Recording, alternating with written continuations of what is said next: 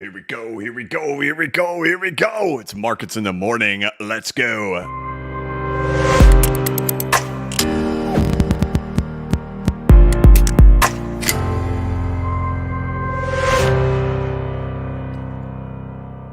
Hey, what's going on, everybody? This is the blockchain backer bringing you the latest cryptocurrency news and analysis. Welcome to Markets in the Morning. Today is Friday. Thank God it's Friday, September 8th. 2023. Welcome to Markets in the Morning, where we take a look at the price action of the cryptocurrency market, the Bitcoin price chart, the altcoin market, XRP. We take a look over there at the stock market as the stock market gets set to open right now. And we take a look over at metals, the dollar, any type of news that is going on there in the financial world, financial media, or anything important to the crypto market as we get ready for the day to kick off and for markets to go into the last trading day of the week, at least for the stock market. Crypto, 24/7 of chaos. Looking over here at Bitcoin, we had a little bit of volatility over there in the last 12 or 16 hours. Bitcoin's price had popped up there to about 26,400, since then pulling back down to 25,858. So kind of a closing out the day yesterday with prices up and then pulling it back down overnight, still sitting right in here. Whole lot of not much changed outside of a little bit of movement there overnight, but we're back to kind of where we were at. Let's look over at the stock market. So stock market is up. We can't trust these futures here. These are going to be off. I remember this happened a couple of months ago. If you had pointed it out, like some contract ends or something like that. And but we can look over here. We can see that the Dow is up. We see that we are up 18 whole points to start out our Friday for the Dow, which is 0.07%. The S&P is up 0.13%, and then the NASDAQ is up 0.19%. Metals, a little bit of a mixed bag in there, but not up very much. 0.05% for silver, 0.14% for gold. So nothing huge happening over there. Looking over at the stock market, looks like your leader of the day is Meta. Loser of the day is United Health. But just kind of now Roblox. So it looks like things are just kind of getting settled here in the first minute of everything opening up right now. No crazy movers. Looks like 1% to the upside, 1% to the downside. Typically, by the time markets in the morning is over, after about an hour, we have a little bit more of a spread happening in here, and the market kind of finds its footing for the day. So we'll check in on that again pretty soon. Otherwise, metals kind of flat in there. And the one that has stalled out today, at least a little bit, has been the dollar. We've been talking about the dollar a lot because we finally have gotten up above 105. Now we're kind of into that region where things could pause out. If you caught it yesterday, I actually released 2 different videos, talked about the crashing structure. We talked about recoveries, talked how long they can go on, these ABCs that last forever. Forced you guys to watch a lot of a video that was published back there in February. If you did end up watching the video that I posted last night, hopefully you just played it on 1.5 speed or 2x speed if you had recalled that video, but to get an idea of what happens in these moments in here. And so to understand where the dollar is, it's like you're right here, right? It's like you've just gotten up above that peak of where everything kind of capitulated from. Now it's like, where are you going to stall out in here, and how long is this thing going to go on for? That's my suspicion of what is next in store for the dollar. But of course, that's why I'm also in the camp of, hey, these higher lows, they can continue to hold here. You could still continue to see the stock market rise up, but long-term trajectory of the dollar is that this type of structure is a bottoming structure for the US dollar currency index. So keeping that in mind on a long enough time frame, looking into like 2024 or so, that a bigger reversal in the dollar would eventually end up coming. But we are starting to reach interesting pricing to where things could stall out. Like I showed in yesterday's video, you can see the challenges of where they can just barely go right here, or you can get all the way back up to the peak of the range. So it doesn't necessarily mean that it's going to do it today. It's going to start pulling back today. But we could go as high as getting really close to knocking on that 106 door. And that's when we're going to start seeing, we're starting to see kind of headlines. You're starting to see people post about it on Twitter with the dollar. This is really just kind of the expectation of moving forward, for me at least, until something breaks. I tried to put out a video and really discuss how 106 is kind of an interesting level historically for the US dollar. And of course, markets tend to pull back in these kind of extremities of markets. And that's really what we've kind of seen happening over there with the stock market as well, with the Dow Jones pulling back during this kind of movement. But otherwise, looks like we're at least starting Friday off with some solid footing here for the stock market, as it is up slightly. Now the Dow is up 0.05%, the S&P is up 0.25%, and the NASDAQ is up 0.5%. looking into the settling happening in this morning. Still, United Health is the loser this morning with Amazon, but most of the market now is slipping into the green here with Meta leading the way at 1.6%, followed by Tesla at 1.5%. A lot of volatility over there yesterday. I think we saw Apple lose about 3% maybe. And did it lose 3% the day before? I can't recall, but pretty decent move happening over there. Okay, dollar continuing now at 104.86 now as we have the day getting going. Gold, a little bit of a pop-up right here. Not a whole lot to run and tell mom about, so we'll keep track of that. Bitcoin now, as the markets are opening, now we're back at least above 25,900, so still this range is just going to continue. I'm not going to beat you guys to death in this video going through all of these. We'll keep it kind of light, tight, and bright here on a Friday and just kind of have a good time as we can celebrate that we've made it through another week and the world didn't come to an end. Right? So, all right, looking over here, XRP, right? So XRP is still sitting in consolidation, waiting for a moment to come creeping on out. We're getting pretty deep into this thing, so that's pretty good. Once we can finally start to get an actual move, then we'll have something more to say about it moving forward if it can give us some kind of confirmation.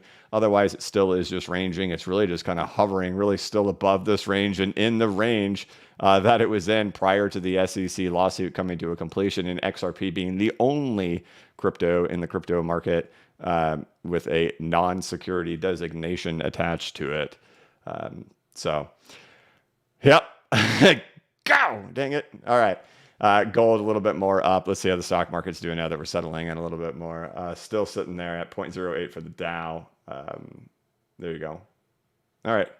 Not terrible. Again, this is going to be the thing to watch for the weeks moving forward, just to see the continuation of the higher lows.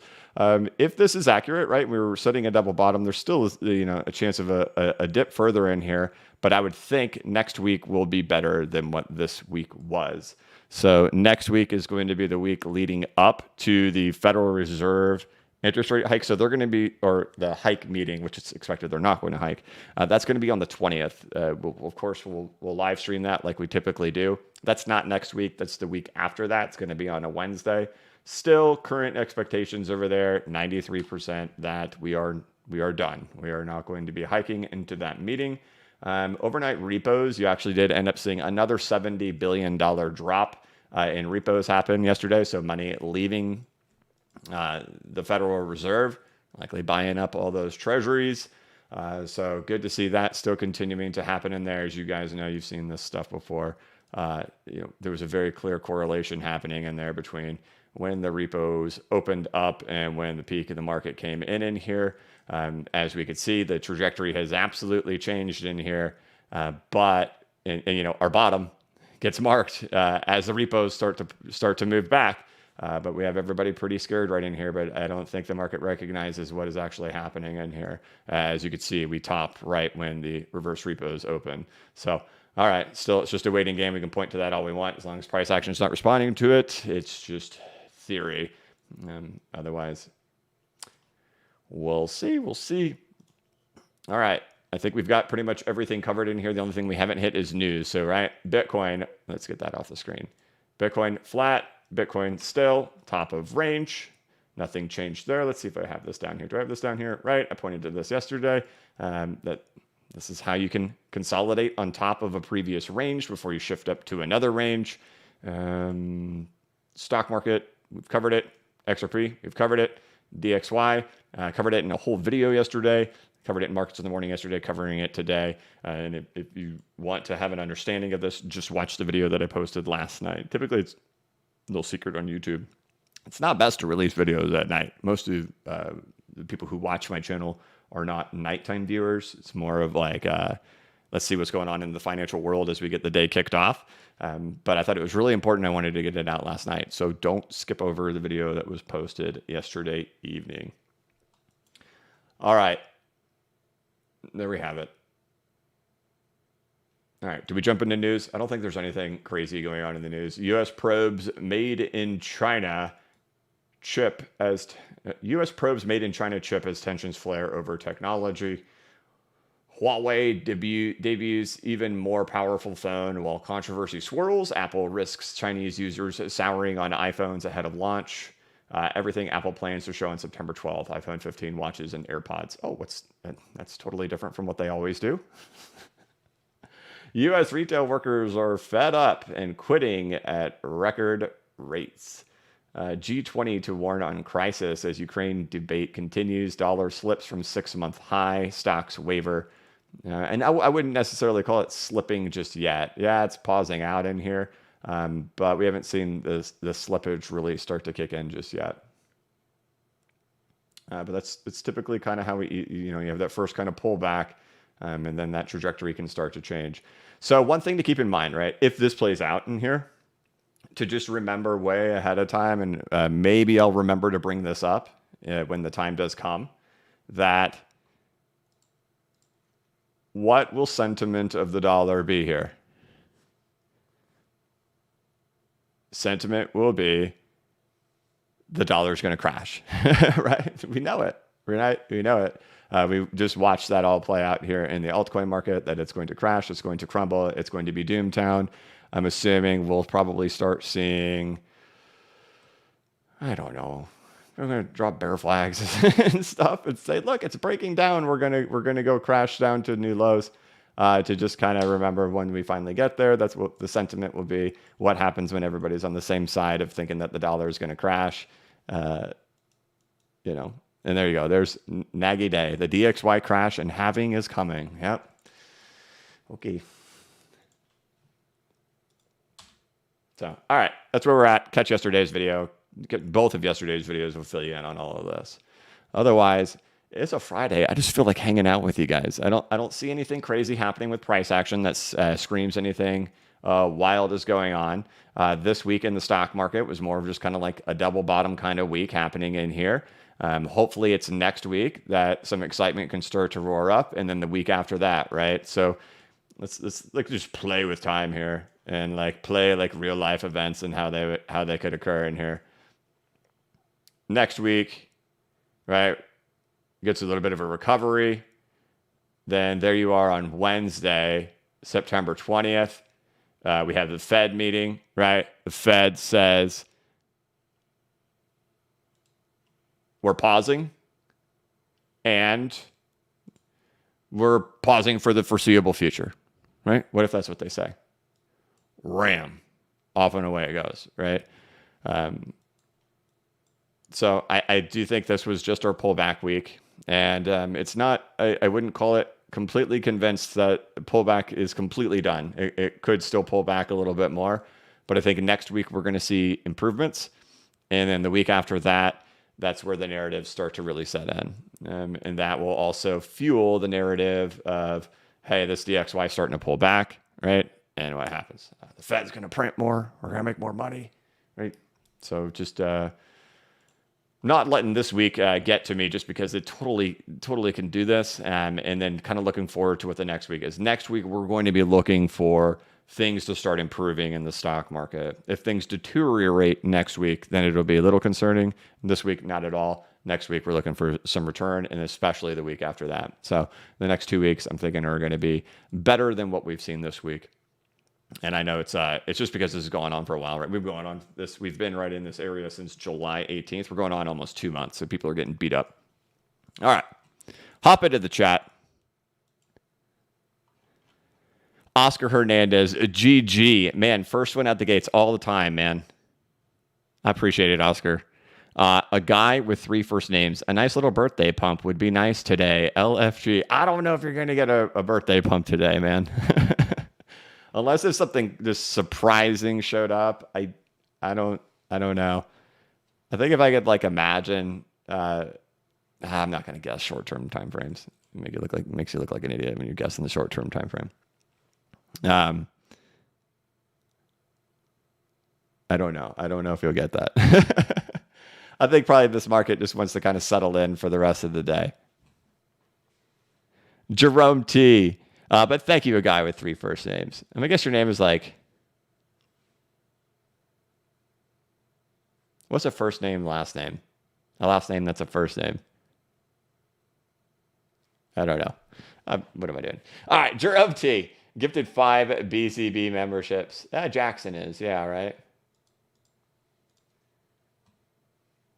Henry, yeah. Tyler, yeah. Smith.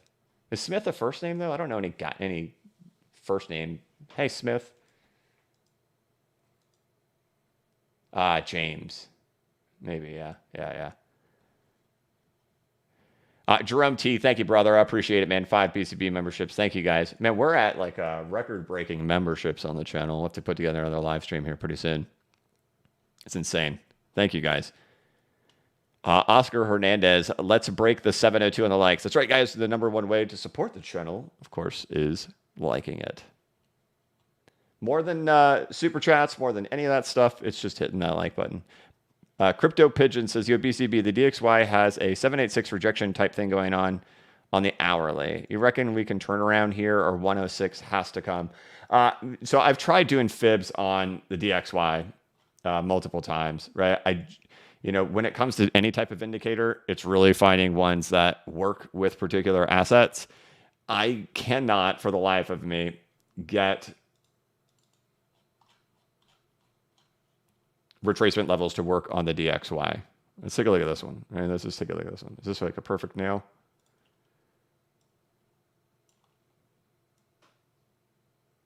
Not quite. Comes up short of 0.5. Like this one right here.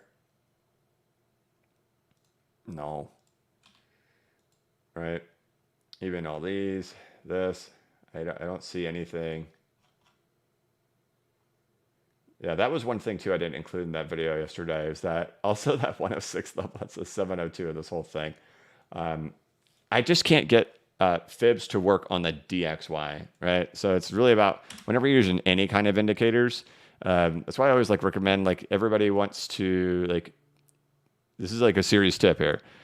If you're trying to be the master of every chart, it's not going to happen. The best thing is to live and breathe in very specific charts and totally understand how that particular asset responds to events, how it responds to particular indicators, because many of them are not going to react the same. But you will find some assets that will completely ignore moving averages, but totally respect Fibonacci's. And so you're like, okay, in this asset, I just got to be focusing on Fibonacci's on this one entirely. But then there'll be other assets where it's the other way around. And with the DXY, with the Fibonacci's, very difficult to find any manner in which it's responding to fibs. So this is one that I personally haven't been able to solve with Fibonacci's.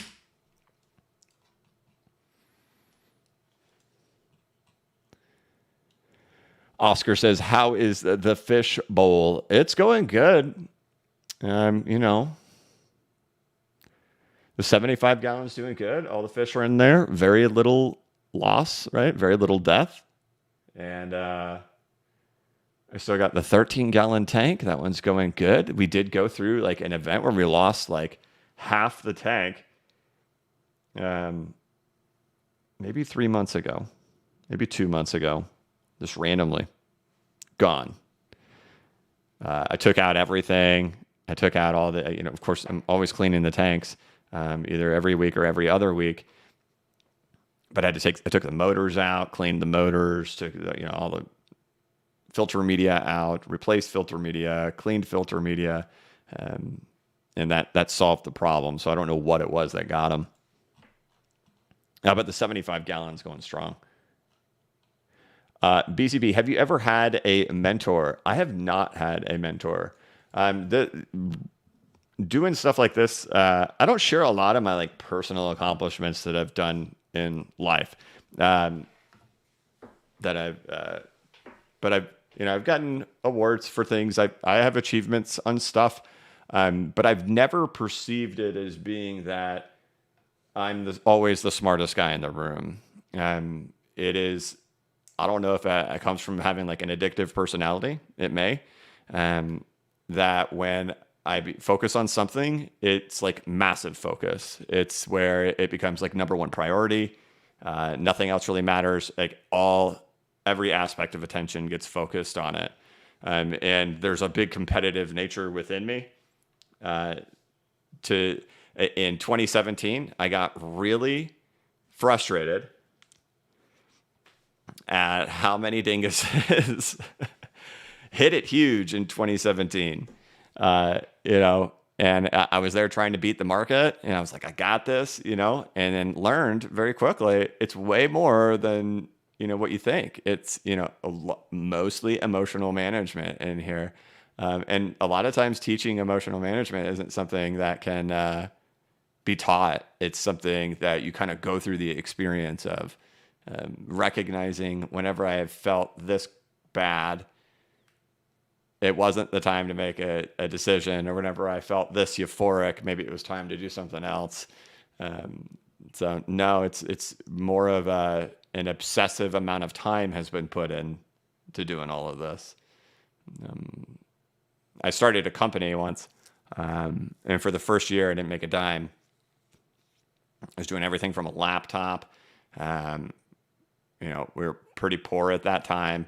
I didn't even have an office. Pretty much my office was sitting in bed with my laptop and doing 100 hours a week from that thing. And,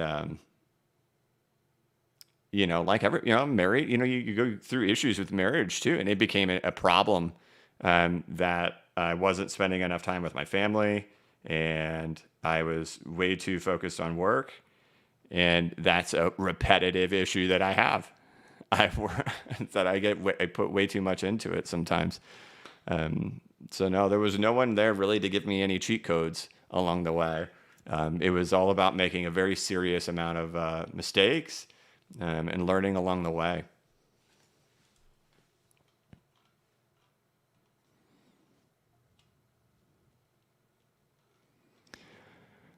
But thank you.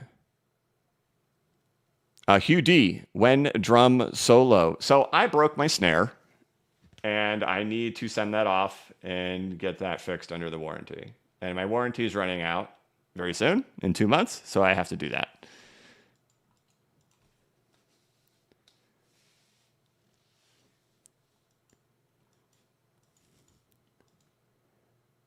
Hey, BCB, can you look at this? I think I know what that is, but let me check.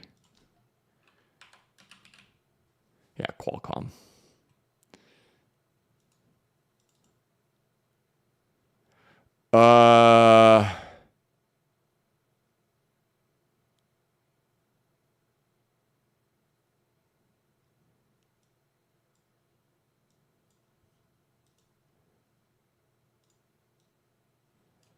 This is his question. Hey, BCB, can you look at Qualcomm chart using fib and BCB crashing structure on its inverted chart to see if it's coiling up for a move to a 4.236 soon?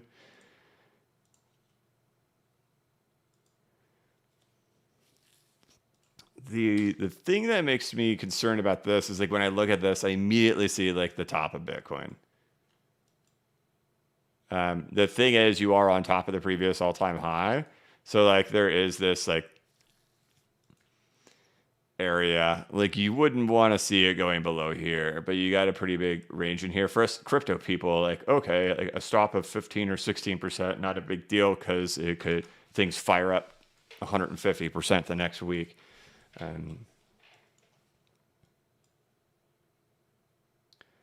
But on this one,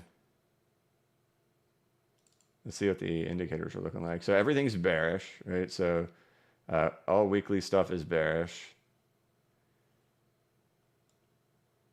Monthly time frame is bearish.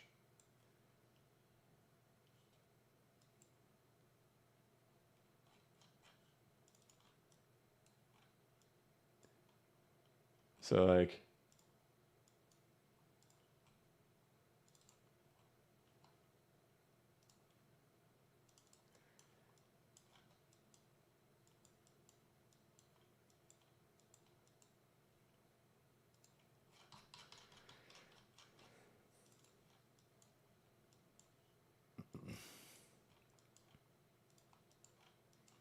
it's usually your final excess, right?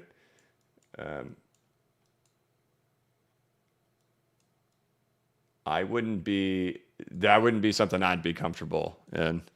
That it's kind of leaning that this isn't crashing structure. This thing could be getting ready to completely break apart. Again, you're on top of the all-time high, so you haven't like lost that. So, at least you have a couple of points where you could kind of be like, hey, this is like where if things got carried out of control, I'm not willing to ride that further than that. But I don't know on that. This makes me uncomfortable because this is typically what tops look like. Like,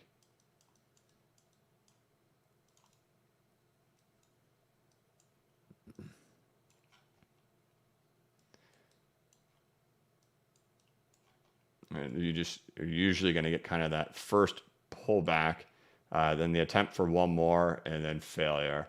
And I think that's what you do have in here. So I'd be on edge about that one for me.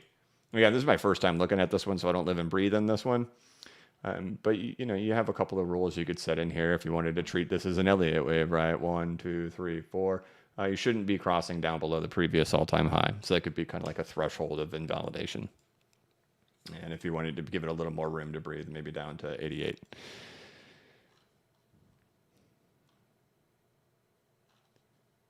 Jerome T says, BCB, how are things going with the BCB NFTs?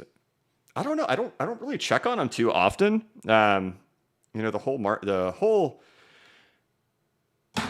artwork of creating those, and we do have something in the works, but not related to those. But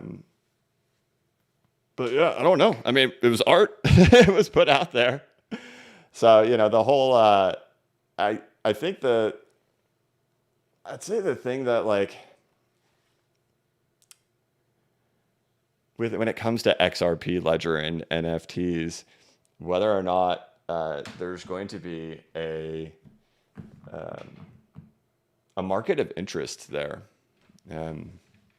I think there's a lot of strife with XRP. Ethereum's obviously the place where all NFT markets are made. And as you know, the whole NFT space is in a drawdown. If you go look at all the NFTs on the XRP ledger, they're just all drawn down. I was hoping we would see some excitement in that with our community to draw more attention from other communities to use the XRP ledger. But I think as a community, we're still really stuck on conspiracy theories of things happening with Ripple. I think that's the main thing people hang their hat on in the XRP community is conspiracy theories involving Ripple and not utilizing things. And I know that Crypto Eddie has been real vocal about that lately. And I'm glad somebody is vocal about it.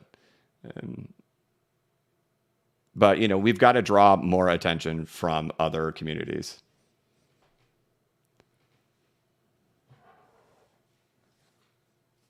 So we'll see if that in itself can take off anymore.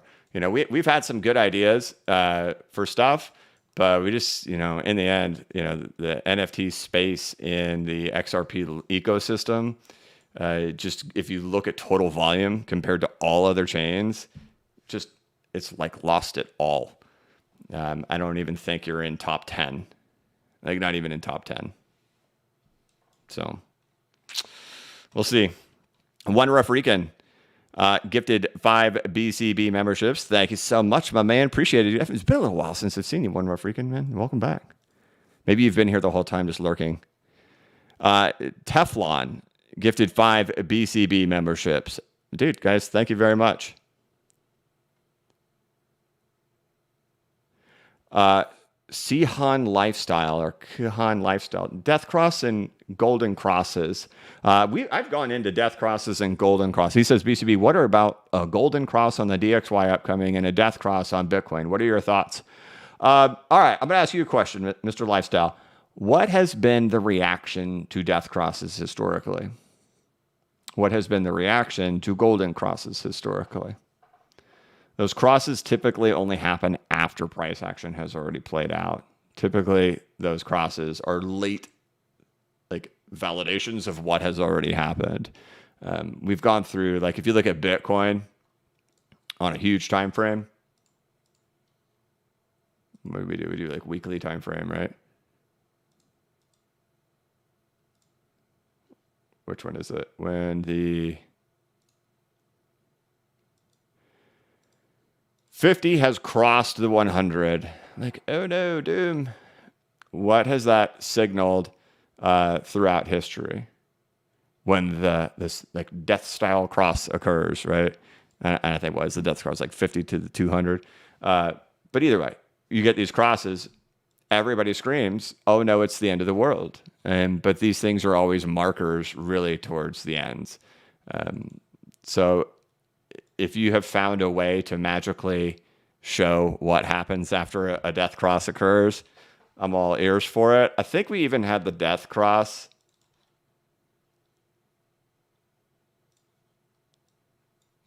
here. Remember this one?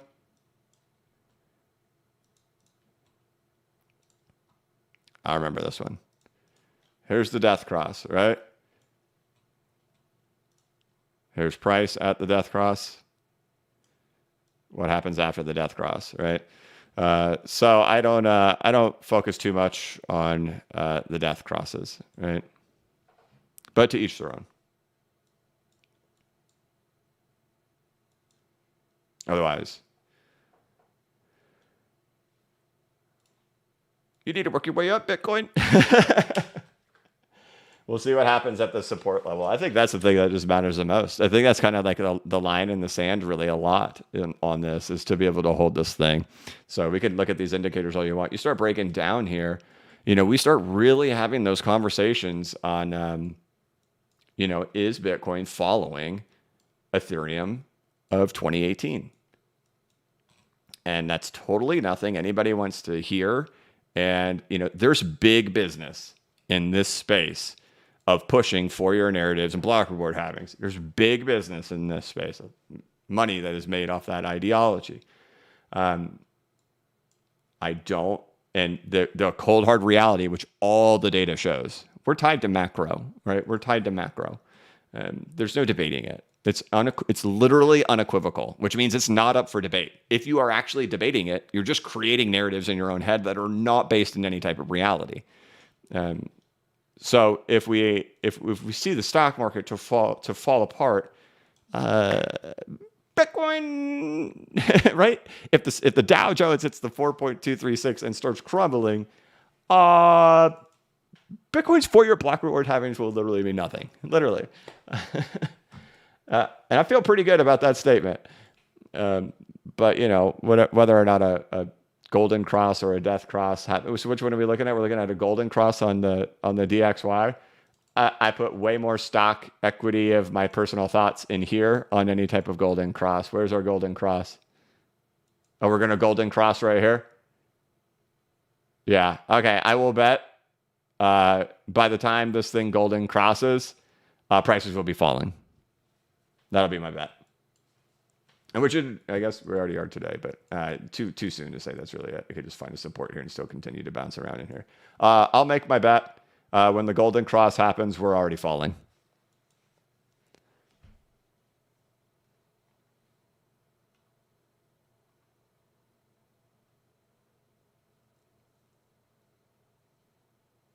Russell says, hey, do you ever look at the VIX? I've seen many bears screaming that the VIX has bottom, which is not good. Also, is 24.8 or 19 Bitcoin your final line? Let me address both of these real quick. I don't follow the VIX too much. The VIX is something bears, yes, they absolutely scream about it all the time.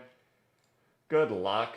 Every time the thing bounces, they exclaim, it's going to keep going up. It's, the thing is, the VIX explodes in moments of liquidity issues, liquidity crisis, right? Otherwise, you're just really volatile, bouncing around in ranges, right? So when people tell me I had this question just recently. I'm thinking about longing the VIX, and the VIX, it's pretty amazing because and I'm not saying to do this in any way. But essentially, every time it falls, right, if you long it, you just sell it again as it approaches near the range height. And, they're pretty decent sized swings that happens in here.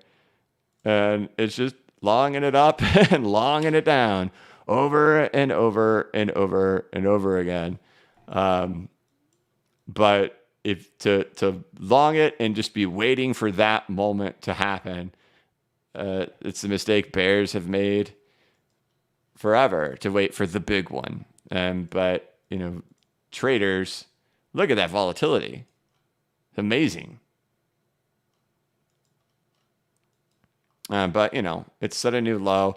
Typically, there's a floor here, right? And it's pretty interesting with the VIX, right? So I don't spend much time on the VIX, but it's usually always kind of got like these very particular floor levels that it holds on, which I think it's higher than that floor. Like this isn't a historical floor, right? This is the true floor, right? So you're kind of dancing in the middle, but like there's always these different kind of levels that have historically been there. And right now it's kind of a no man's land on what a usual floor is, and more of like a throwback happened.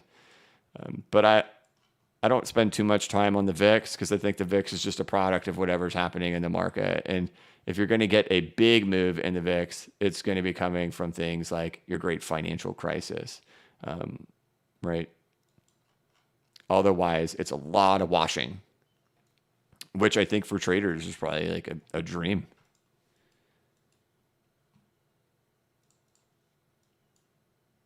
But yeah, this is the bears big one. It's going to explode. The world is going to end.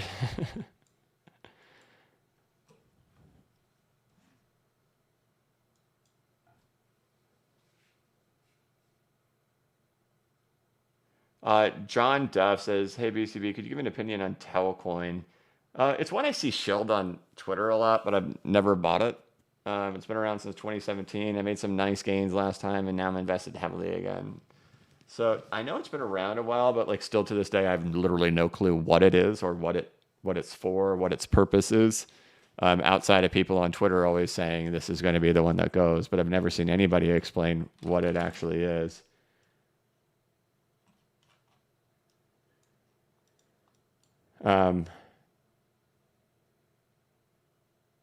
Big rise in 2021.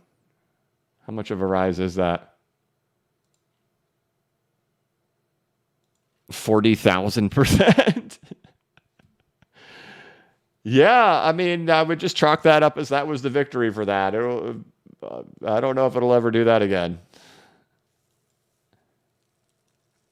But definitely acting no different than the rest of the market, right? Definitely right in line with just continuing to drift in this market. I don't see anything substantial. Really, I guess probably just some extreme FOMO of something, right? I mean, of course, the whole market was going at this time, December of 2020, right? So what is this? This is Bitcoin breaking out into its all-time high.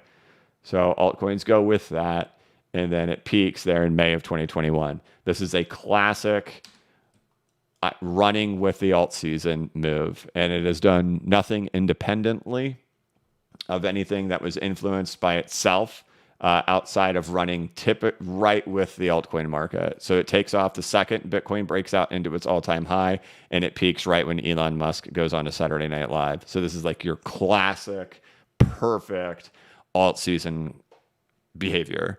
But outside of that, any type of behavior independently, it doesn't seem to do any. It hasn't done a thing. So maybe interesting if we see the whole altcoin market running together, but independently, I don't see anything about it. I still to this day I don't know what a use case is for it. But that's a pretty clear sign that this is an alt season coin.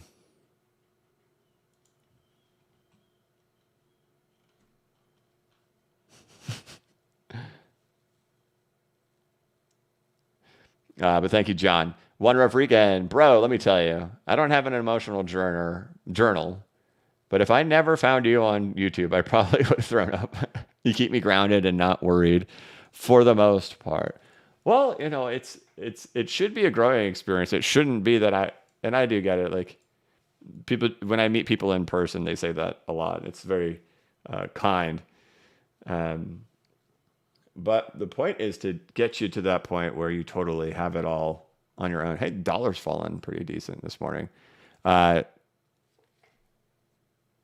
just totally remove the emotional part, because the emotional part's the dang hardest thing of all of this, and especially running with a herd and then looking for everybody on Twitter to tell you what to think, or looking on YouTube for people to tell you what to think, the best way to like really harness that and not feel panicked or not feel excited is to totally just track yourself, because nobody is ever going to feel the exact same way that you do, but you'll repeatedly have those same emotions over and over again. And to this day, man, I still feel them. It doesn't change anything. When prices fall hard, it still sucks. Like, it blows, right? And that's not going to change. Like, the excitement of prices rising and being excited about that, that's not going to change. You're still going to feel all of that. The question is, how do you treat behavior, right? And decision making and all of that, right? I'm never going to tell you what to do, ever. But what happens to most of us is when those extreme moments happen of excitement, extreme moments of fear, we tend to go hit that buy and sell button based on those things.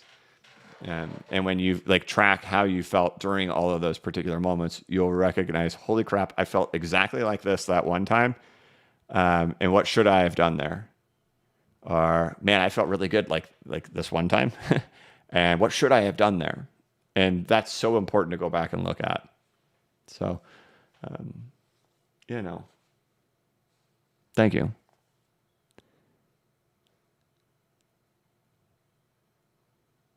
Jaxer says, hi, Dad. Any thoughts on the 2020 Chase precious metal spoofing scandal? Wouldn't this affect supply and price? Was price manipulated for years?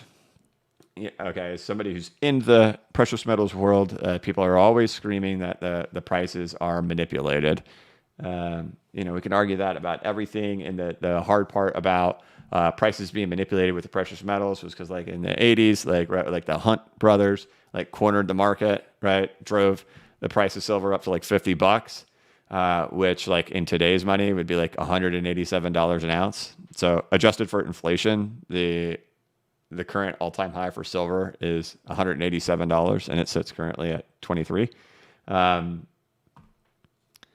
So due to that type of an event, there's always this stigma attached with metals that there is manipulation happening or somebody's doing something. And of course, how many paper contracts there are on silver? I think it's like for gold, there's like 150 paper pieces of gold per actual piece of gold or something crazy like that number. So there's always that with it, right? Which is why I never own paper gold or paper silver. If I'm going to own it, I'm going to own the real thing. But I think we've seen lots of these banks get busted for doing that kind of stuff, but I don't know if anything ever comes out of it or if any impact. Just because they get busted doesn't mean prices are going to revert due to that event that happened previously. So there's been a lot of that, but what are you going to do? Wait for the paper market to completely implode on itself is the only thing I can think. George Alexanderopoulos, BCB, you were a savage to the 12Kers in your video last night. You put out some serious alpha in that one. Thanks for all you do. Thank you very much, George. You like the part where it says, again. I don't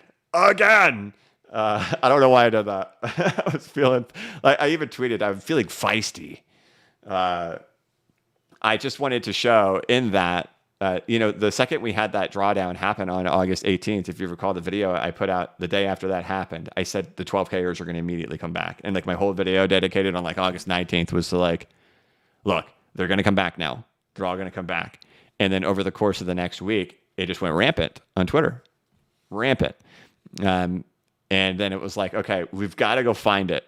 We've got to go find that point where like looking for a moment like this to occur, and that the sentiment would then go sheer gutter, right? And I have other metrics I can look at on my end, little secret sauce that I have that nobody, I can see when sentiment has gone boom into the gutter. One of the things, look how many people we have in the chat. We're in the room. We have 1,300 people in here. If you guys noticed for the last couple of weeks, last month or so, right? We get like, even prior to the SEC completion, you had like 1,500, right?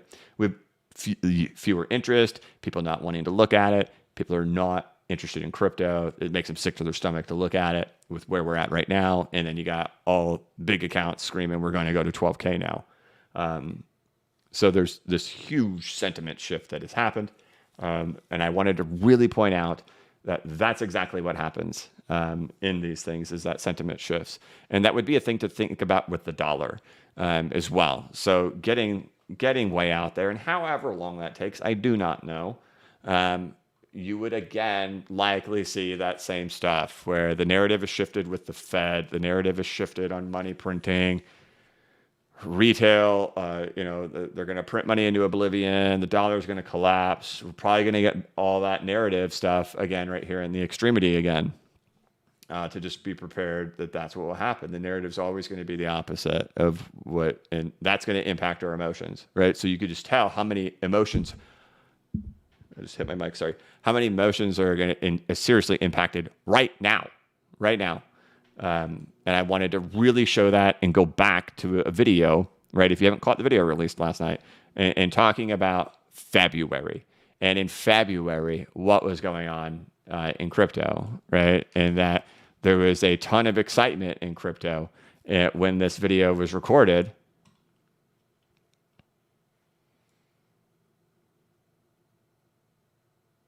Right here, right? We're zooming up. We're having a good time. Everybody's excited, right? Right here at this moment. Get all that off the screen. Like, boom, we're pulling out of here. All the excitement in the world. And to say, look, here we are, right? This is the crashing structure. This is the completion. We go and show it versus Bitcoin versus reversals and everything like that. But the phase that comes after that, in the box, right? Because with things like XRP, you see it can come way up here. You can see on Bitcoin, it comes way lower. The thing that typically ends up happening next is an ABC, right? And that could last through the end of the summer.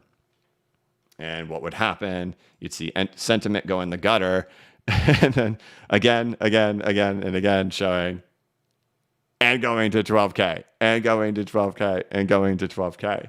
And if you remember, guys, do you remember, you have to watch pretty much every video. I listened to every conversation that I've ever had. How I had mentioned that I had not had anyone comment that we were going to 12K in a couple of months. Do you remember that?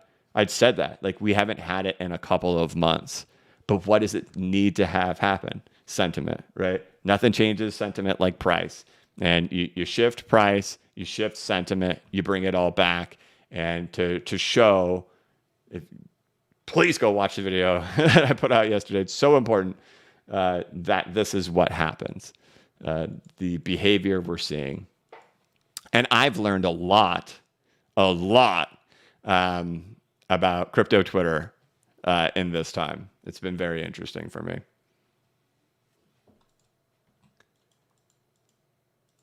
And the people that will flip to suddenly being 12K. It's been very interesting.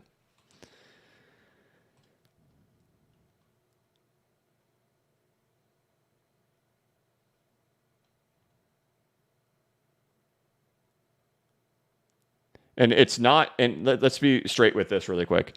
You're saying you were pretty savage on the 12Kers. My point is not to be savage, okay?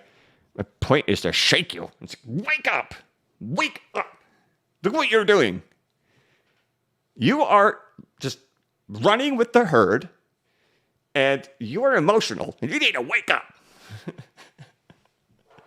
That's all it is. Make your own decisions, right? If you got a really good reason for why 12K is, but if you didn't think we were going to 12K a month ago, but now you do, and you're running with the herd on that, good luck, man. Good luck.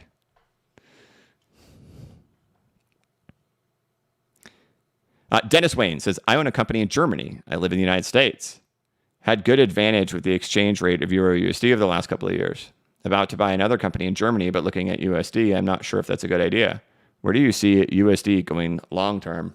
I think I just kind of addressed that pretty good. First of all, I don't know the answers to what will happen in this environment. This is my thesis of the market, right? And I actually don't think we're going to crash like Great Depression. I think what we have actually happening here in the stock market, I will put I'll put this way over here.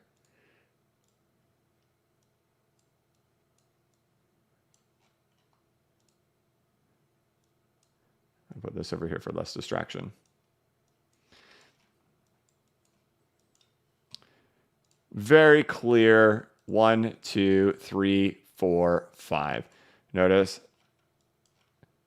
what is this for? That's the, bull flag breakout, violent back test, right? Into the bull flag, V bottom, right? And then 5.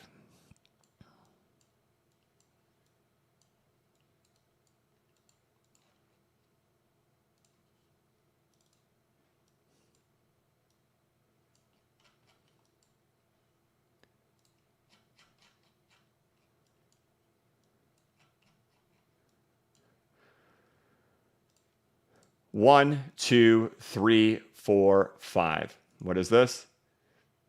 Bull flag, breakout, violent back test into the bull flag, V bottom, right?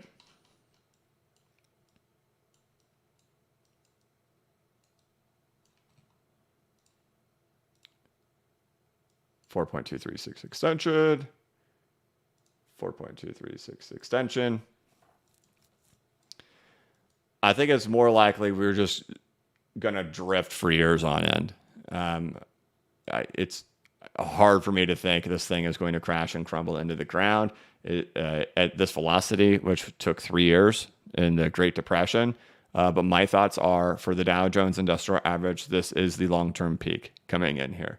That there's a decent chance that we, depending on your age, right? I'm in my mid-30s. If I ever see another new all-time high in the Dow Jones ever again, I'd be, in my lifetime, that would be near probably on my deathbed. And I'll be like, oh, hey, it did it. How about that? But I don't know what it means in regards to the dollar. Like, so I've speculated on stuff to be like, all right, what if Congress is going to ban themselves from owning stocks, right? It's a perfect ploy. It's a perfect scam, because United States citizens fully are behind it. They think it's a great idea. And because ethically, it's the right thing to do. These guys shouldn't be trading with insider information and the ability to make policies that would impact that. They can front run stuff for years knowing what's coming next, unlike the rest of us, right? So they have a total advantage over all of us. And that is not right, right? So you're going to get everybody on board with that. But if they do ban themselves from owning stocks, why would they be doing it? Is it because they're suddenly ethical? Come on. There shouldn't be a single thought in anybody's mind that Congress has suddenly become good guys and that they're going to ban themselves from owning stocks because they're good guys. Like, that shouldn't even cross your mind. Like, finally, they're doing the right thing. Really? You don't think there's a reason why they're doing it? There's going to be a reason why they're doing it. And I think to myself, if they're not going to be front running the stock market anymore, and if they're going to force themselves to sell all of their stocks, hey, we have to sell everything because we're good guys. Is it because they're having to fight for the dollar to remain dominant in the world? And the new focus is going to be on retaining dollar strength. And I think that's possible. But I don't know if that means the dollar is going to surge up and still continue to be the world superpower and take over. I don't know. I don't know long term on the dollar. But if I imagined if this scenario is true and if the stock market is falling, it likely is going up, right? That would be my immediate thought process. that if Congress sells themselves out, 4.236 extension happens. Nobody wants to buy risk assets anymore. Everybody wants to own dollars. Then that would mean, right? This is what it means. I mean, right? Nobody wants to own risk assets anymore, right? The dollar gains value, right? If housing, like this house, I'm gonna put a little bush here too. If housing market crashes, what does that mean? It means your dollars can buy more houses, right? If I have enough dollars to buy one house, but then the housing market crashes, I may have enough money to buy two houses now because this is worth less. So I'm curious if the world is going to shift, or if the United States focus is the narrative, which I have no clue, is going to become, we're going to focus on dollar strength, and Congress is going to sell themselves out of the stocks because the dollar is going to be the place to be. Maybe. Everything crashes and crumbles, and they need to be in dollars so they can buy it all.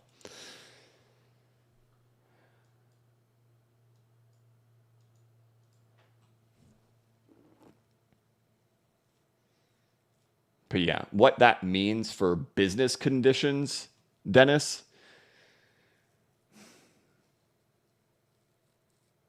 probably gonna be very niched, and depending on what you're gonna do. I'll share a little data with you guys. Right, here's a little something I know. I don't know what it means long term, but probably short term. You know, when we get GDP data, when we get holiday sales data. As you guys know, I've worked in the importing business, brought in lots of 40-foot high cube containers.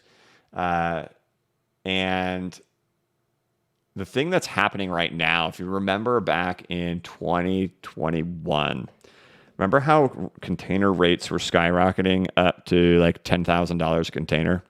It's insane, right? Inflation, everybody's fighting over it because everybody thinks they're going to have epic holiday sales because they're basing it off of the 2020 data. They're basing it off of when everybody was getting stimulus, everybody was getting to work from home, and people not even having to work but making $50,000 a year. And container prices had gotten all the way up to like $50,000 to $10,000 a container, which is insane. I think they were like, some of them like $20,000 a container. It's just ludicrous. So like, to give you a normal pricing on like bringing a container from like China to California, the container cost $1,200 to $1,400, $1,200 to $1,400 is about normal for the cost of freight.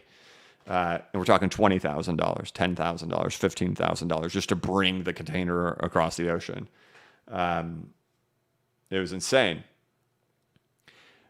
But that was also really happening a lot during this time of year, during August and September, when everybody's really fighting for that room, that cargo room, to get products in before you get to the holidays. Because a lot of retailers, the bulk of your annual selling is going to happen in October, November, and December, and maybe a little bit into early part of January. But most, like 50% of your business is going to be done there right in those 3 months, October, November, and December. So it's very normal for rates to shoot up during this time of year as everybody fights over container space. Let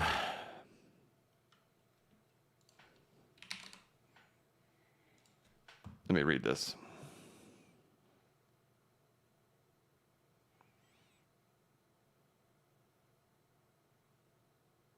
The little alpha you guys are getting from markets in the morning. Spot rates from Asia to the United States have continued to decline for September, and they're showing signs of weakness. The rates, right? So this is from actual freight forwarders, right? I get reports. And that either retailers still have too much inventory right now that they haven't worked through from 2021, or they're forecasting really crummy sales for Christmas, really for the holidays. So you kind of see it that coming, like when all that data, that economic data gets released in January, February, March, and April for Q4 of 2023. It's being forecasted right now. Here we are in Q3. It's already being forecasted by retailers themselves that Q4 is going to be pretty bad. Or they're still sitting on a bunch of inventory. I don't think it's that they're still sitting on a bunch of inventory. I think that it's actually they're forecasting it's going to be pretty bad. And then we'll get into 2023 and all that economic data will hit the newswire. But, I think most people will already know it. At least the insiders will already know it. So anyway, you're talking about opening up a business. I think service businesses seem to be doing okay right now, but I don't know what type of business you're trying to open, Dennis.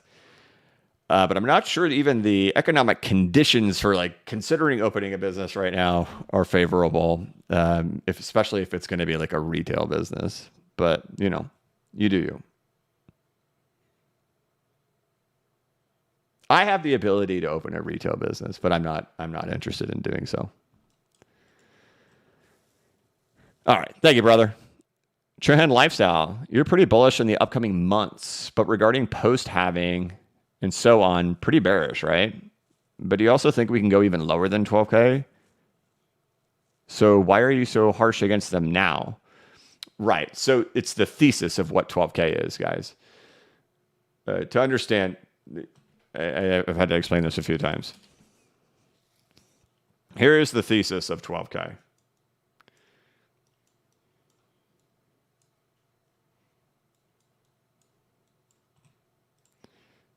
Bitcoin fell 86% in 2014. Bitcoin fell 84% in 2018. Bitcoin has only fallen 77%. That is far less than what we have fallen in the last two. So we need to fall approximately 82%. Why? 86%, we go down to 84%, we go down to 82%, and we get to 12K. So the concept is we haven't fallen deep enough compared to what we have historically, and I can do simple math of this one data point to say that was 2% less than that one, and so this one's going to be 2% less than that one, which means we have to go to 12K. So the hypothesis of 12K is we go down to 12K and then we start the new bull run. My argument is there's no support down here at 12K. That idea is long past. If you wanted to have this idea play out, it needed to occur a long time ago. It needed to occur during the crash of Luna, UST, Three Arrows Capital, all that stuff way back there, FTX. You needed to get there. You've already pulled way out at this point. If you go set new lows right now, you are so far behind any of your block reward having stuff that it's completely nonsense. It doesn't align. It completely contradicts your whole 4-year block reward having. It gives you the longest bear market in history that it took almost 3 years. No, what are we at? It takes you 2.5 years to go find your low, right? 11 months, 2.5 years to go find your low. Block reward having 4-year cycles. Ugh. If you take out the low of where you're at right now, right? You've already done the actual structures required for Bitcoin's endings. We've taken these fractals. We've shown what the capitulations look like. I'm not going to go deep into this one because I have to go stretch it all out. If you look at the behavior of capitulations, right, and where the price starts and where the price behavior acts, you're done. I've been showing this all week. Just kidding. Last months. Sick of it, right? If you go beyond that, right? So your peak of the market, your euphoria, all your stuff in here, right? Even the altcoin market, and I've shown this with the altcoin market, they all peaked back here. Your altcoins were 2.5 years into a bear market, right? You're talking about Bitcoin going and setting a new low 2.5 years after the peak of the market. When you've already had all your price behavior act, you've had all your indicators work their way back up, and you're going to go set a new low. This is what type of structure anybody would be calling this. I have no clue. Unlike any of Bitcoin's previous historical behavior. But if you start doing this at this point, this long into it, what is it really? Like, let's not kid ourselves. What is it really?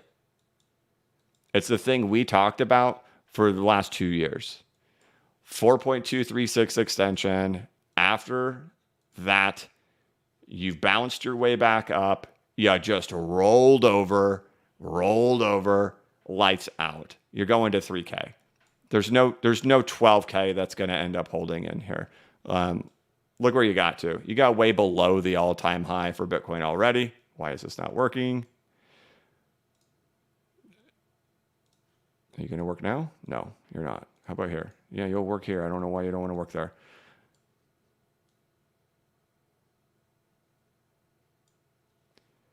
You're just going to roll over, right? Let's see. Is this 12K for Bitcoin? No. So I think like your first stop will be 8K. You'll pause there. You'll hang out there. And then, you'll probably dip down into the 4s and the 5s and then head on down into the 2s and the 3s. That's real talk, man. The argument, so what a lot of people are doing, they're saying, no, it's from the actual halving date, right? How many days we are away. I just can't, if anybody sticks to that, I just can't argue it, man, right? Like I can't argue it anymore. And like the reality is, where are you, Dow Jones? All right, gold, we're getting off of here. Dang, I deleted all my stuff, didn't I? That stinks.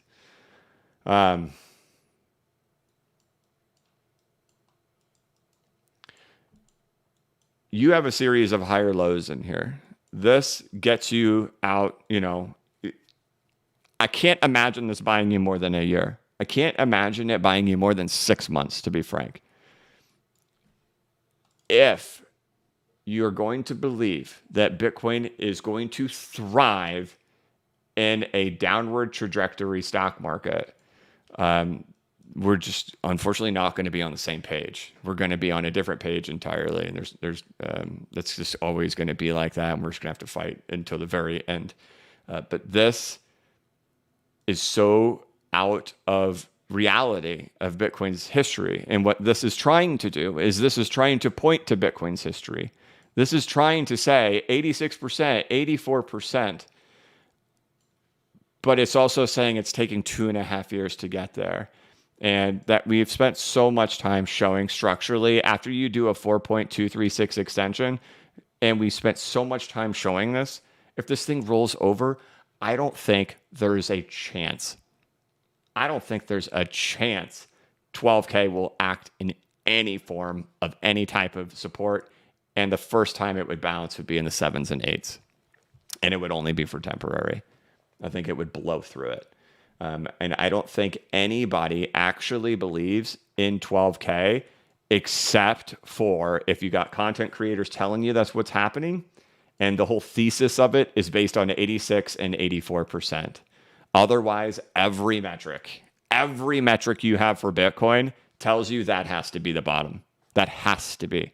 And if it's not, and the only thing you have is 86, 84, 82%, you're going to have everything else break. You're going to lose literally everything for Bitcoin. The only Hail Mary play you're going for here is to say that 82%, the magic of doing 86 to 84 means 82 because we went down by 2% the year prior. That's the only thing you're hanging your hat on. And I don't buy it for a half a second. You have to be holding here. You have to be continuing up, or else this is just, what structure you even call this? I don't even know what you would call this at all. I don't even know what you would call it. It's something I've never heard of. I've never seen before anywhere, anything. I think it's totally In my opinion, nonsense. That's my opinion. But what I do think if the stock market tops, if the stock market goes up, hits a 4.236 extension and tops, and that is the end of the Dow Jones Industrial Average and the United States stock market, and Congress sells all their stocks, that I do believe the end result is we go down here. But that there's zero chance that's going to hold, and that the real target's way down here, below the 2018 low. And I get it. That'll earn me some thumbs down on that. No problem. I've been doing this for years, showing this. And the thing that for the 12Kers is that I have the track record, I have the receipts of discussions on all of this to talk about this for years, that this is the thing we'll be watching for. And to have the receipts and the YouTube videos and the tweets to go with it for this to be the case. And if this thing rolls over, historical examples do not say that 12K is the hold. It's that you go below the previous consolidation zone. That's the historical examples, and there's plenty of them out there outside of just using Ethereum. So don't cheer for that. I'm not cheering for that, guys. I point to this stuff because I think it's very possible, but I'm not cheering for it, man. My name is the blockchain backer. It's going to be pretty difficult making YouTube videos about blockchain and cryptocurrencies in event of like that. I don't enjoy coming onto my channel and playing the villain. Like, I don't want to be that. I don't want to be the guy who comes on here and is, downward we go. And I don't want that. You need to pick me up or a little bit of reassurance. I'm trying to be the positive guy, I'm trying to be the uplifting guy. I don't want this. But we have to be mindful of it. And I don't think that 12K in any way is anything. And I don't think this is a structure that turns into 12K and becomes magically bullish at all. And this is also saying that we're going to go down here and we're going to do this while the stock market is crumbling. Like, we're going to go into a bull run while the Dow Jones has peaked and hit a 4.236 extension. All right. It's supposed to be light, tight, and bright Friday. You're in trouble.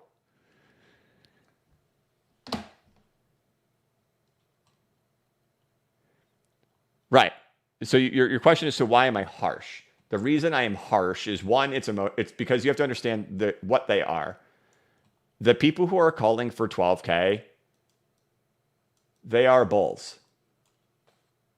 They're bulls.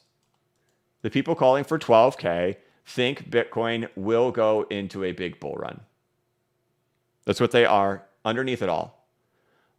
But prices have been suppressed so long, they want to buy low. They want to buy very low. That's what they want. But underneath it all the 12Kers are actually bulls. And my argument is, if we go to the 12K, and here's my stuff acting up. If we go to 12K, it's not bullish. That's my argument.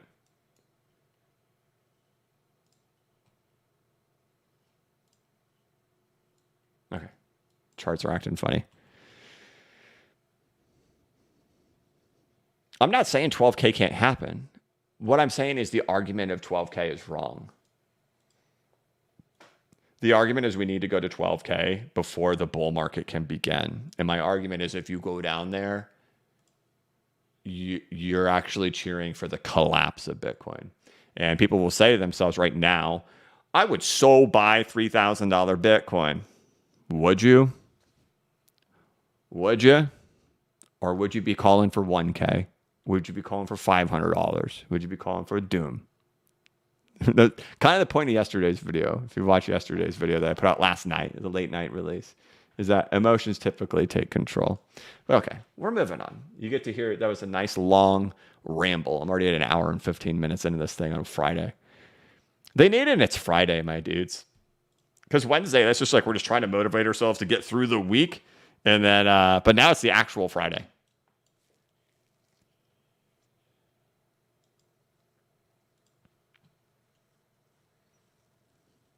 But thank you, Sihan Lifestyle. I don't know how to pronounce that. Can you type in the chat how I'm supposed to pronounce your name? I don't want to be rude. And I hope my response wasn't rude. I'm just passionate. I'm very passionate about the 12K, that it's not bullish. Very passionate.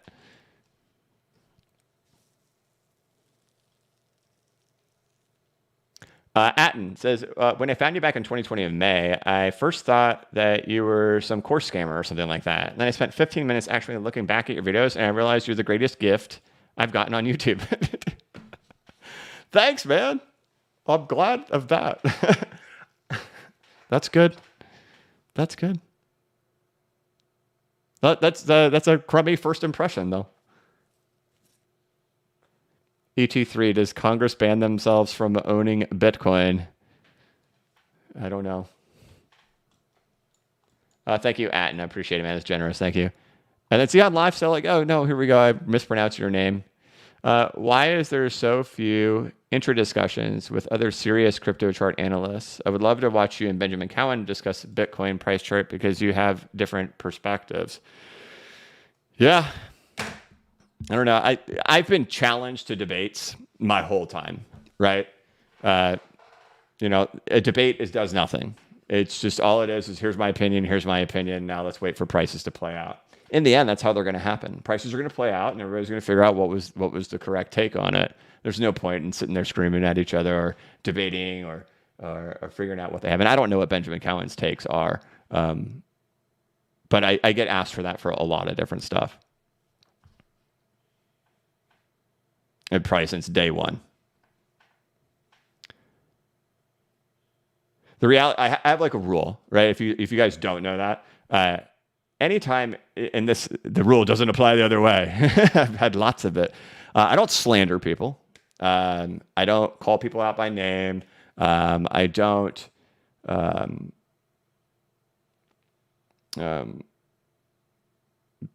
I don't pull up ideas on my charts that people have. Like I don't pull up other people's charts and say, here's why this is wrong, or in any way do any of that kind of stuff. And if you follow this channel, you've never seen that. You've never seen me do it one time. And that's just a golden rule that I've always lived by. And it doesn't apply the other way around. And for content creators out there who think that works for you, it doesn't. People don't like it.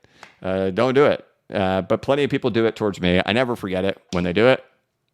And oftentimes people love to debate, to push their point out. There's just no point in it. The charts are going to prove it, right? The charts are going to prove me wrong, or the charts are going to prove me right.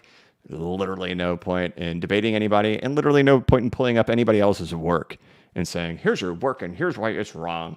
That's the dumbest thing anybody can do as a content creator. If you want a pro tip, don't do that. You are an idiot if you do that. A loser.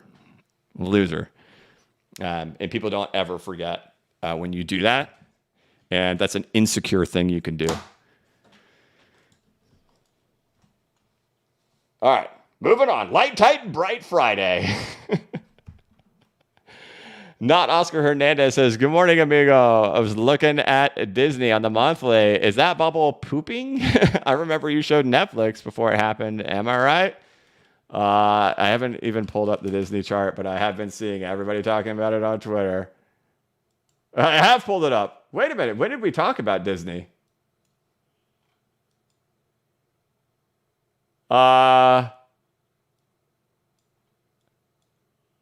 We must have talked about this on the channel a long time ago. We must have talked about it, maybe not that long ago. I don't know, man. It's like everywhere, right? And that would be a thing that you would expect for a bottom. Everybody's like, Disney stock is like a laughing stock right now. I thought I had saw on the internet that it had broken to new all-time lows, though. That's not new all-time lows.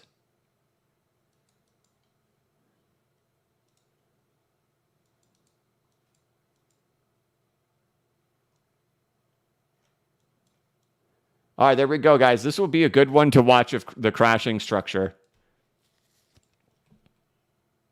What would you get on a crashing structure? Right? You would end up getting, and I don't know if it'll do it from here today, but you would end up getting A, B, C, and then gone. All right. Dang, but till 2025? I don't know. I don't know.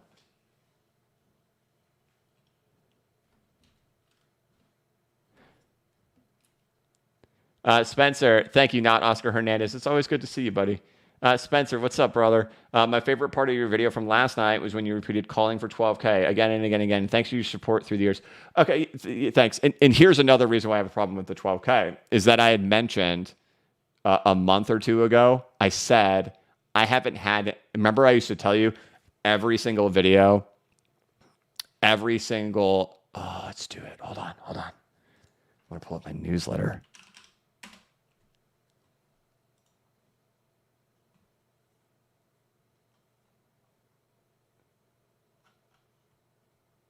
Hold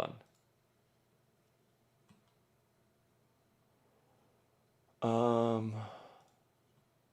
Navigating trends and sentiments.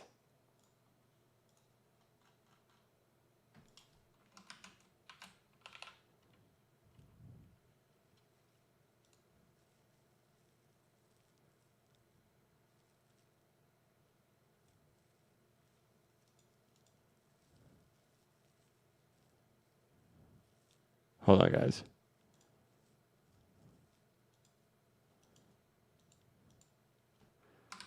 Comments.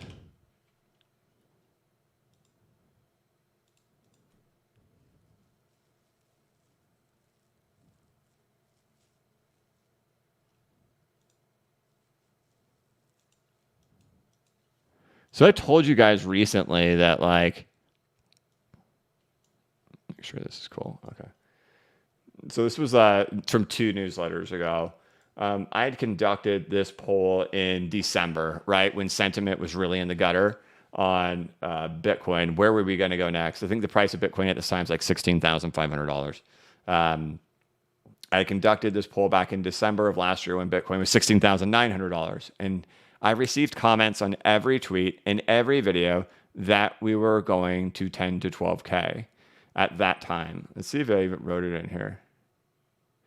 Sentiment was in the gutter at the time. We were coming off the FTX collapse, but also there were several large accounts who had the masses under their thumbs to believe 10 to 12K was a magic range, as everyone repeated that exact same range without providing any technical analysis as to why it would do so. Still to this day, I haven't seen any technical analysis on why we're going to 10 to 12K outside of people drawing a line going there. I still haven't seen it at all.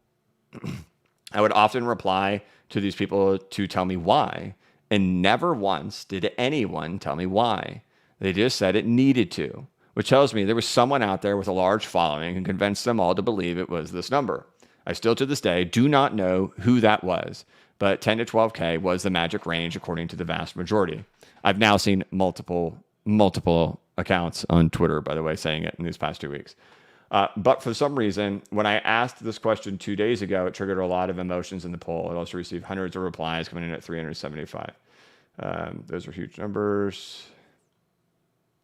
Anyway, I don't know how long it'll take me to find what I'm looking for in here. But I'd even mentioned to you guys that it had been months since somebody had commented on my videos and in my tweets that we were going to 10 to 12K. I was just telling you guys this recently. It has been so long since someone has done it. But we were always getting them in every dip that we were having. We're getting it. But that I had not gotten it in like months, a single one, whereas I used to get them every single day. And so I wanted to show you the video that I had produced back in February to show you how sentiment acts and that they would all be screaming for it again, because that's what they do. And so why were none of them in the camp that we were going to 10 to 12K a month ago, but all of them are in the camp of it now? Why? Running with the herd, baby. Run with the herd. Run with those emotions. Get emotional.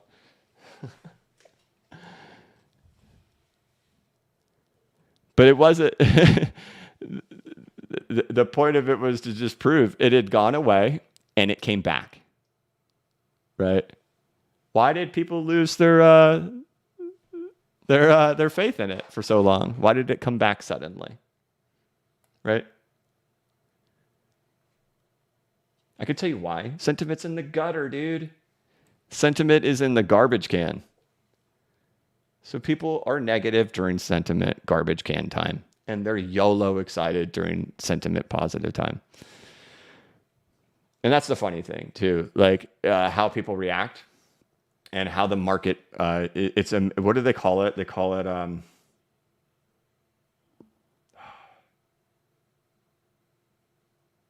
I call it magical unicorn. I don't call it that. What do they call it?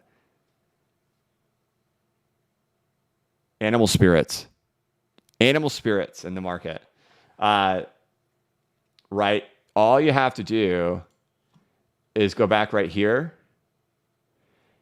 And people were willing to give their money to Anons on Twitter. Remember the guy who raised $10 million? Anything. Named any type of forest or woodland creature coin. Anything, anywhere, throwing their money around recklessly. No care that they're going to get rug pulled. It was all about memes. It didn't matter. Go crazy. Be wild. Now, isn't it crazy? It is wild. It is surely wild, right?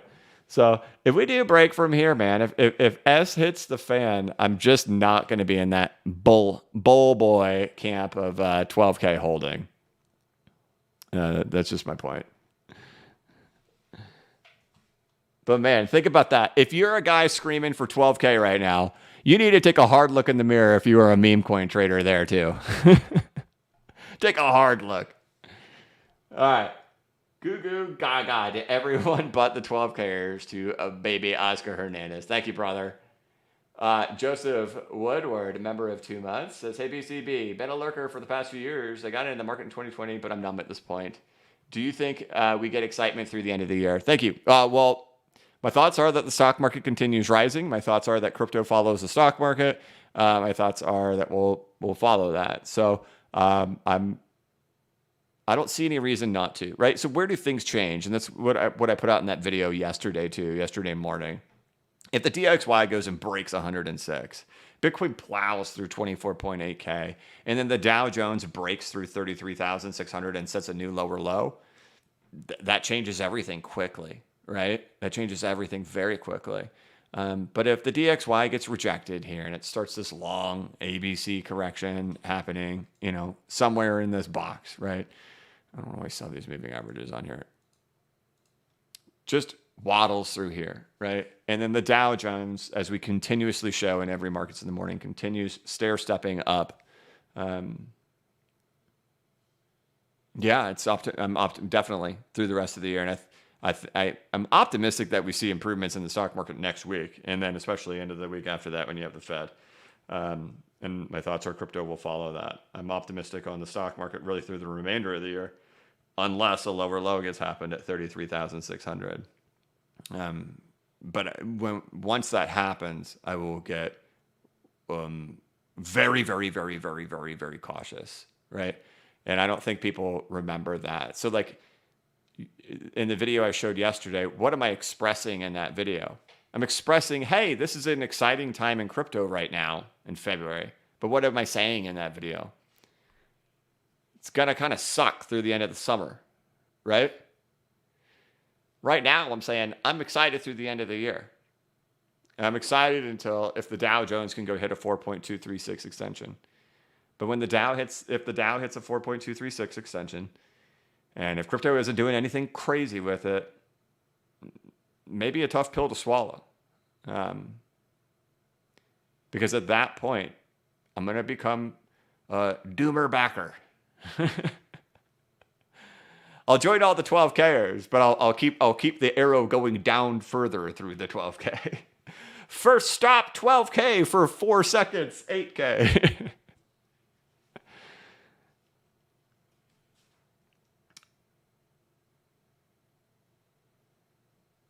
Thank you, Joseph.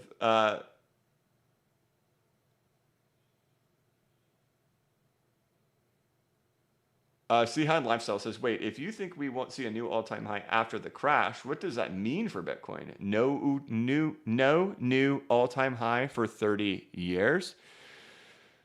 I don't actually think it'll take 30 years for Bitcoin. I don't think it'll take that long. But it might take 10.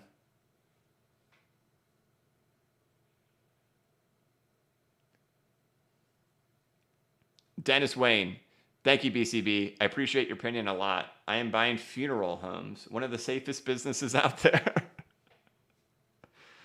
Yeah, it's not something to laugh about, but yeah. And that business probably does even better during a recession. Maybe. Oscar Hernandez, don't forget to smash the banana. I think he means the like button, everybody. Thank you, Dennis, and thank you, Oscar.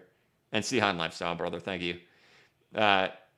Bull trading. Hey, BCB, could the Bitcoin ETF cause the price of Bitcoin to drop? We've kind of addressed this multiple times. Typically, any type of financial product that has been introduced for Bitcoin has marked the reversal, whether that's release of futures trading, or 2x leverage spot long, or a short Bitcoin ETF. All of those have marked reversals. All of them. So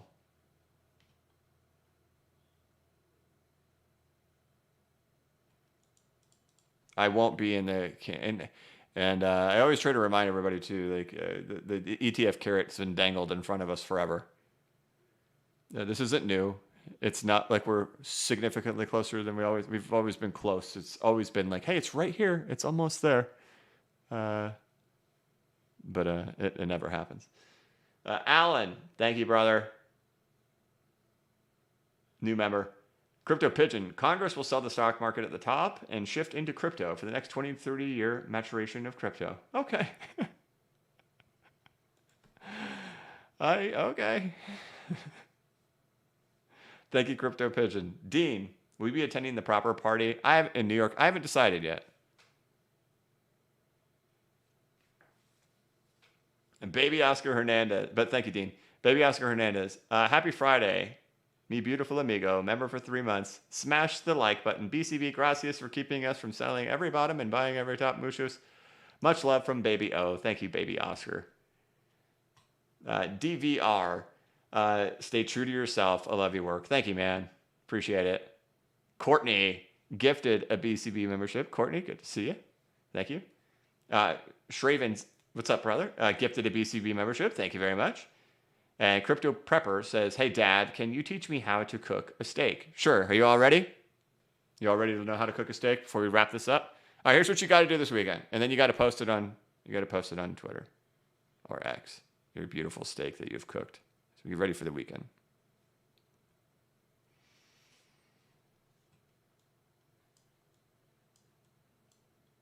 Depending on the number of family members that you have in your household, right? Let's say that it is you, your wife, and your 2 kids. Well, then you need to buy 3 steaks. One for you and your wife, and then one for those 2 little dingus kids to split, because you know they're not going to eat the whole steak, and they're going to leave a bunch of it and say it's chewy, and I want chicken nuggets. All right, so you can buy 3 steaks. And you can buy tenderloin, filet, right? No, we're not going to do that. All right, get it. Filet.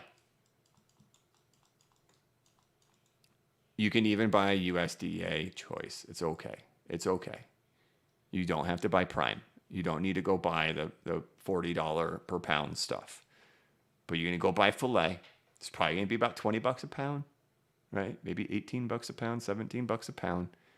That's what you're going to get, okay? Now,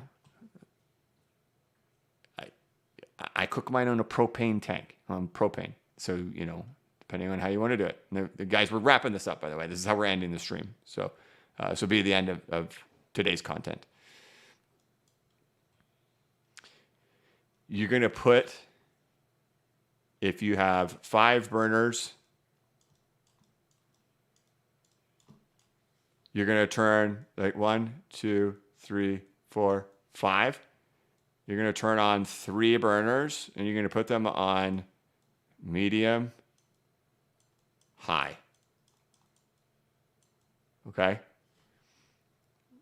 This is where your stakes are going to go. Okay?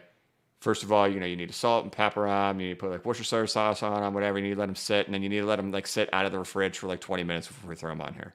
Okay? But you're going to throw them on here on this medium-high heat, and you're going to go for 4 minutes. Okay? After that, you're going to flip them. You're going to do another 4 minutes. Okay? Then you're going to leave all 3 of these burners on here, and you're going to take these 3 steaks, these 3 juicy steaks that you have, and you're going to shift them, and you're going to place them right over here. And you're going to close. You're going to close, right? You're going to have your grill closed at all points during this thing. Your grill is closed. And your 3 steaks are going to sit over here on the burners that are actually off. So now it's almost like you're treating it like it's an oven. And you're going to need to put temperature probes inside each of your steaks into your little temperature reader and cook to desired temperature. Everybody's different, but a safe place where everybody seems to be happy is about 135, right? That gets you kind of into that like medium area, but still going to be really pink on the inside and juicy and delicious. But 135 is going to be kind of your safety. 135 is going to be kind of your number where everybody's going to be okay. You're going to pull that steak off, and then it's going to look absolutely delightful. So again, what are you doing? You got 5 burners, you got 3 on. If you only have 4 burners, then only turn on 2, right? But you need to have one side where there's no direct heat. Cook them on 4 minutes on each side, shift them over, then raise them to the appropriate temperature. And that will give you the perfect steak. There you go. All right, that's it, guys. We are done. Crypto Prepper, send me a picture on Twitter after you do it.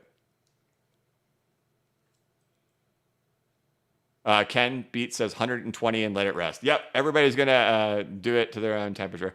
If you go above 140, though, right? If you go to like 145, I don't know if we can be friends. Getting a little too high. Getting a little too high. Okay, Free Kip says, BCB, give us your oatmeal shake recipe. Ready? A half of a cup of oats, 1 to 2 cups of plain Greek yogurt, a banana, half a cup of blueberries. If you want to put some almond milk in there, you can. Blend it up in a NutriBullet. And then if you want, throw a scoop of protein powder in it. If you want to spice things up really hardcore, throw some pre-workout in there and really get it going. That's what gives you that deep, hey, what's going on?